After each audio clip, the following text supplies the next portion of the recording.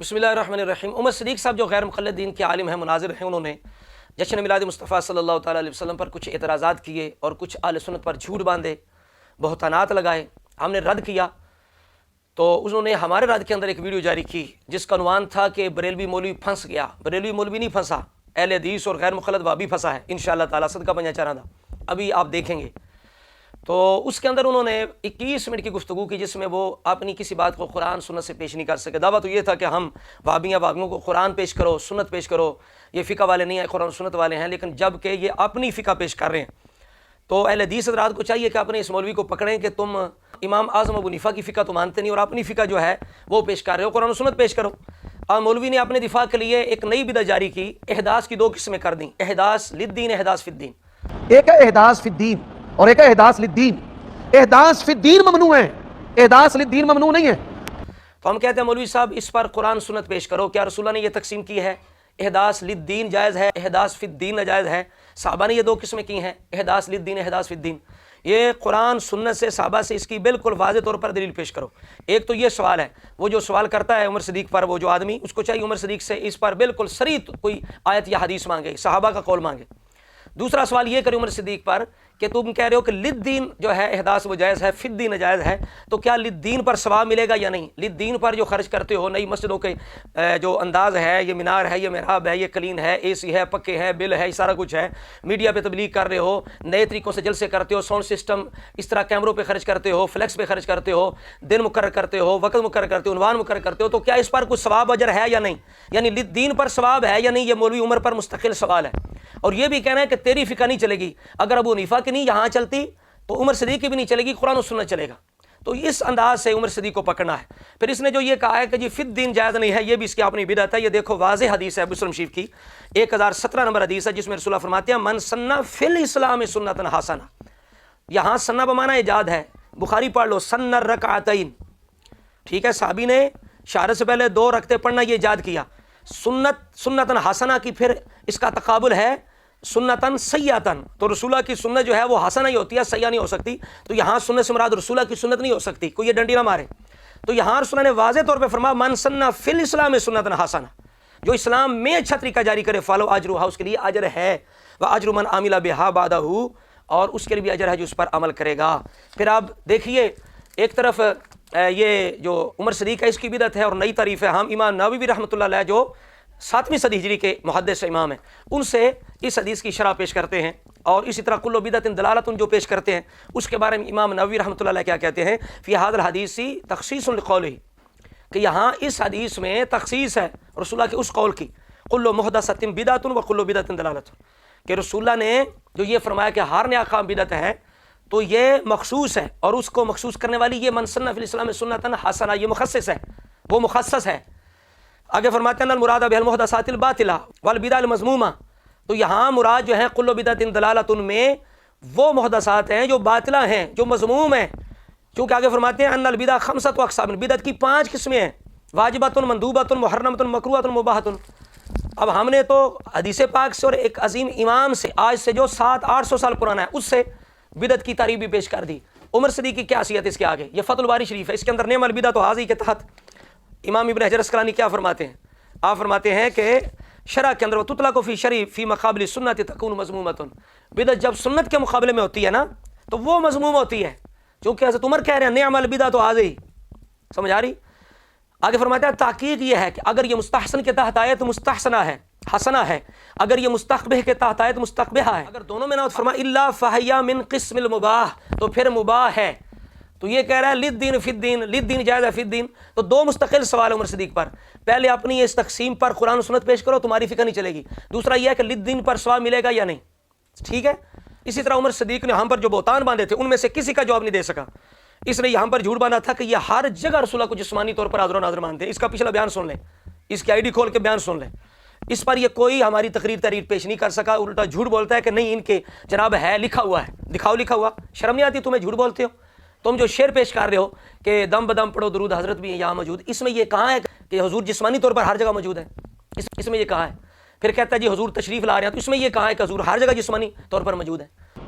کہ چکوال جڑا پیر لگا سی، اچھا یہ دم پہ دم پڑھو درود، آگے کیا ہے؟ حضرت بھی ہے یہاں موجود، پھر کیا ہے؟ کچھ ایسا کیف محسوس ہو رہا ہے، حضور کیا ہے تشریف لا رہے ہیں. تو یہ اس نے جھوٹ باندھا بہتان، اس کا بالکل اس کے پاس کوئی ثبوت نہیں ہے. اس کا وہ بندہ جو سوال کرنے والا ہے وہ اس سے مانگے کہ تم نے بہتان لگایا، شرم کرو ممبر پہ بیٹھ کے اس کا ثبوت پیش کرو ان کی تقریر تحریر سے جس میں یہ الفاظ ہوں کہ ہم ہر جگہ جسمانی طور پر ہر جگہ جسمانی طور پر. چکوال کی بات کر رہا تھا، پہلے تو ہم اس قصے کو مانتے نہیں، ہم اس وقت بھی اس کا رد کر رہے تھے.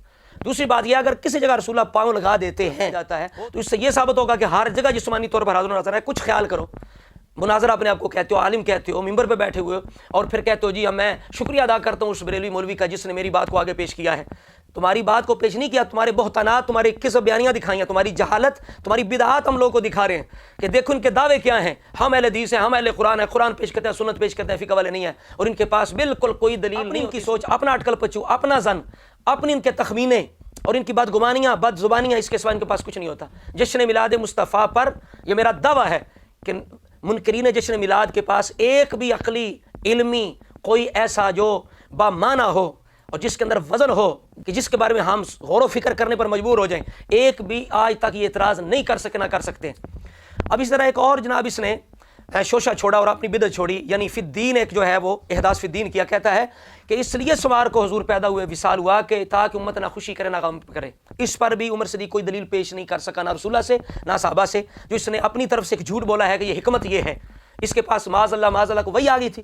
اس پر دلیل پیش کرے، کہاں سے اس نے یہ بیان کیا حکمت، کس نے کہا ہے؟ رسول اللہ نے کہا ہے، صحابہ نے کہا ہے، قرآن مجید کے اندر ہے. اس پر بھی کوئی دلیل پیش نہیں کر سکا. اسی طرح کر کے جو اس نے کہا تھا کہ صحابہ نے 12 ربیع الاول کا ذکر ہی نہیں کیا، ہم نے صحیح الاباطیل والمناخیر سے صحیح روایت پیش کی. اس کا جواب عمر صدیق نہیں دے سکا. آگے سے بات کو دوسری طرف لے گیا، گول مگول کر گیا. کہتا ہے جی ابن عباس سے ثابت کرو کہ 12 ربیع الاول کو جشن میلاد منانا چاہیے. یہ حضرت عبداللہ ابن عباس سے کوئی بندہ میلاد منانے کی روایت دکھا دے ہمیں، ہم پورا مولوی تول دیں گے 5000 کے نوٹوں میں، پورا ہی مولوی. بات نہیں ہو رہی مولوی تم نے کہا ہے کہ صحابہ نے 12 ربیع الاول کا ذکر نہیں کیا. ہم نے کہا ہے کہ حضرت جابر بن عبداللہ، حضرت ابن عباس نے اس روایت بیان کی، ولد رسول اللہ یوم الاثنین الثانی عشر فی شہر ربیع الاول. اس کا جواب لاؤ. مولوی اس کا جواب نہیں دے سکا. پھر آگے کہتا ہے، بار بار کہتا ہے اپنی تقریر کے اندر، جناب یہ تحقیقی جواب نہیں دے سکا. اوپر سے جناب یہ سوال کرنے لگ گیا، یہ بتائے کہ ثواب ملتا ہے یا نہیں ملتا. تو مولوی جب تم احداث للدین کی دلیل پیش کر دو گے، اس کا جواب دو گے کہ تمہارے احداث للدین پر ثواب ملتا ہے یا نہیں ملتا، تو ہمارا مسئلہ حل ہو جائے گا. یہ یاد رکھ لو، اگر تمہارے کام نئے جائز ہیں تمہارے بھی جائز ہیں، اگر ہمارے ناجائز ہیں تو جائز تمہارے بھی ہو سکتے ہیں. نہیں، فرق صرف اتنا ہے، تم واعتصموا بحبل اللہ جميعا ولا تفرقوا تو پڑھتے ہو لیکن خود تفریقے باز ہو. اپنے ہر نئے کام کو جائز ثابت کرنے کے لیے للدین کی تم نے بدعت گھڑی ہے. اسے بتائیں کہ احداث فی الدین اور للدین میں فرق ہے. ہم نے بدعت نہیں گھڑی، ہم نے اللہ تعالیٰ کے فضل و کرم سے تمہیں مسلم شریف سے، بخاری شریف سے حدیث دکھائی ہے، امام نووی رحمۃ اللہ علیہ، امام ابن حجر کی شرح دکھائی ہے، 2 عظیم اماموں عظیم کتابوں سے حدیث دکھائی ہے. تمہارے پاس کوئی دلیل نہیں ہے سوائے اپنی فقہ کے، سوائے جناب اپنی بدعت کے، اور اپنی ایک نئی بدعت گھاڑ کے تم نے احداث للدین کے سہارا لے کر تم اپنی بدعت کو جائز ثابت کر رہے ہو. اس پر دلیل بھی پیش کرو اور یہ بھی بتاؤ. ہم سے جو سوال کر رہے تھے کہ ثواب کون بتائے گا، ثواب ملتا یا نہیں ملتا، جب جواب دو گے تو پتہ چلے گا کہ تحقیقی ہم نے جواب دیا یا نہیں. جب تم تحقیقی دو گے تو ہمارا تحقیقی جواب بھی تمہیں سمجھ آ جائے گا. ہم نے دیے ہیں تحقیقی جواب بھی دیے ہیں، پھر اس کے بعد ہم نے تم پر اعتراض کیے ہیں. لیکن تم چونکہ جان بوجھ کے ڈنڈی مار رہے ہو، جب تم تحقیقی جواب دو گے، اپنی بدعات کا قرآن و سنت پیش کرو گے تو پھر تمہیں سمجھ آئے گی کس نے کون سا تحقیقی جواب دیا تھا.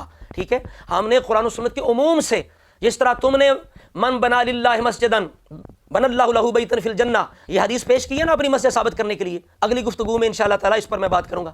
تم نے اس کے عموم سے اپنی مسجد ثابت کی ہے نا، تو ہم نے جو قرآن کی آیتیں پیش کی ہیں ان کے عموم سے، یا بتاؤ کہ عموم خصوص کوئی چیز نہیں ہے، مطلق مقید کوئی چیز نہیں ہے، مجمل مفصل کوئی چیز نہیں ہے، یا کہو یہ کوئی چیز نہیں ہے. اور یہ بتاؤ اجتہاد کسے کہتے ہیں، اجتہاد کا دروازہ کھلا ہو یا بند ہے، یہ بھی سوال ہے. اگر اجتہاد ہوگا تو اس کے بنیاد کیا ہیں، کون سے اصول ہوں گے، یہ بھی جواب دو. اس وجہ سے کر کے مولوی بار بار کہہ رہا تھا جی تحقیقی جواب نہیں دیا. اور ہم نے کیا دیا، ہم نے قرآن کے عموم سے ثابت کیا ہے.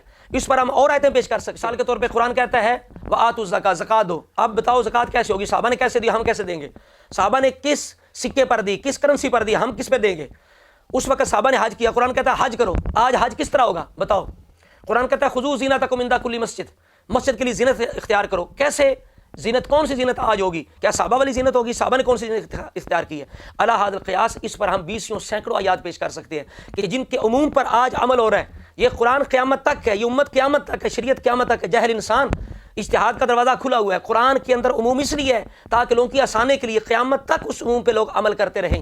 اور مولوی کو اتنا پتہ نہیں تفسیر کیا ہوتی ہے، تعویل کیا ہوتی ہے، عموم خصوص کیا ہوتا ہے. ہم نے قل بفضل اللہ و برحمتہ کی تفسیر پیش نہیں کی. مولوی تمہیں اتنا ہی پتہ نہیں تفسیر کہتے کسے ہیں؟ ہم نے تفسیر پیش نہیں کی. اس پر انشاءاللہ اگلے کلپ کے اندر ہم گفتگو کریں گے. تو لہٰذا عمر صدیق نے پوری گفتگو جو ہے اپنی بدعات کو ثابت کرنے کے لیے اس نے کیا کیا؟ ایک تو بار بار جھوٹ بولتا رہا کہ انہوں نے تحقیقی جواب پیش نہیں کیا. پھر اس نے جو ہم پر بہتان لگائے تھے ایک کا بھی جواب نہیں دے سکا. پھر اس نے جناب اپنی بدعات کو، اپنے نئے کام جو مساجد کے نام پہ یہ کر رہے ہیں، محراب، مینار، اسی طرح چٹائیاں، دریاں، اے سی، سپیکر، ساؤنڈ، اپنی محفلوں کے لیے فلیکس، اتنا بڑا انتظام اپنے مساجد کے لیے، اپنے مدارس کے لیے، اپنی تبلیغ کے لیے، نیٹ، میڈیا، کیمرے، سارا کچھ یہ للدین جو کہہ کے جائز کر رہا تھا، اس کا جواب نہیں دیا. اس پر ثواب ملے گا مولوی یا نہیں ملے گا؟ اور للدین فی الدین کی رسول اللہ سے صحابہ سے تقسیم پیش کرو، انشاءاللہ تجھے دن میں تارے نظر آئیں گے. اب پتہ چلے گا کہ پھنسا کون ہے، بریلوی پھنسا ہے یا غیر مخلد وہابی پھنسا ہے. اور اس کے بعد انشاءاللہ تعالی جو عمر صدیق نے نئی باتیں کی ہیں اگلے بیان اور حصے کے اندر انشاءاللہ ہم بیان کریں گے. آج اتنی گفتگو ہے. اللہ رب العزت ہم سب کو عقیدہ اہل سنت، مسلک اہل سنت پہ ہمیشہ قائم و دائم فرمائے.